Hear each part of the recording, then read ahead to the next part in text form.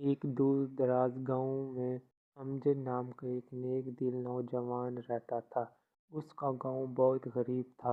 لوگ محنت تو بہت کرتے لیکن ان کے پاس کھانے پینے اور اچھی زندگی گزارنے کے وسائل نہیں تھے۔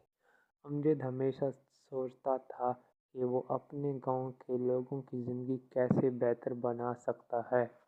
امجد کو یقین تھا کہ اگر سب لوگ مل کر کام کریں تو گاؤں میں خوشحالی آ سکتی ہے۔ اس نے گاؤں کے بزرگوں اور نوجوانوں کو جمع کیا اور کہا، ہم سب محنت کرتے ہیں لیکن اگر ہم مل کر کوئی بڑا کام کریں تو ہمارا گاؤں بھی ترقی کر سکتا ہے۔ امجد نے گاؤں والوں سے ایک مشورہ کیا اور کہا کہ گاؤں کے قریب ایک خالی زمین پڑی ہے، ہم وہاں پھل اگاتے ہیں اور ان کو پھر بیچ کر پیسے مل سکتے ہیں۔